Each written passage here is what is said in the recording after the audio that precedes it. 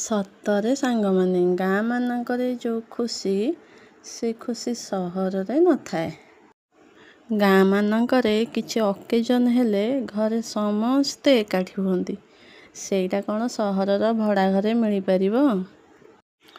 କିନ୍ତୁ କ'ଣ ବା କରିପାରିବା, ବାଧ୍ୟରେ 2 ପଇସା ଇନକମ୍ ପାଇଁ ସିନା ସହରରେ ରହୁଛନ୍ତି, କିନ୍ତୁ ପୂଜା ପର୍ବରେ ମନଟି ଗାଁରେ ହିଁ ଥିବ। ଆମ ଘରେ ବର୍ଷରେ ଥରେ ହିଁ ଏମିତି ସମସ୍ତେ ଏକାଠି ହୁଅନ୍ତି।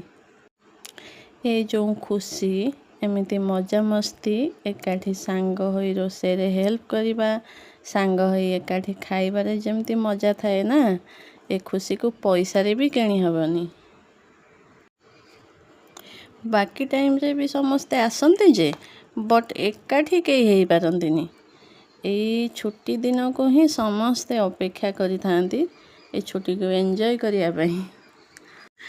ଦେଖନ୍ତୁ ସାଙ୍ଗମାନେ, କେତେ ଖୁସି ଲାଗୁଛି ସମସ୍ତେ ଏକାଠି ବସିକି ଖାଇବାରେ, ଏକାଠି ହସ ଖୁସି ମଜାମସ୍ତି। ଏସବୁ ଜିନିଷ କ'ଣ ସହରରେ ମିଳିପାରିବ? କେବେ ବି ମିଳିବନି। ଗାଁ ପରିବେଶ ଆଉ ସହର ପରିବେଶ ଭିତରେ ବହୁତ ହିଁ ତଫାତ୍।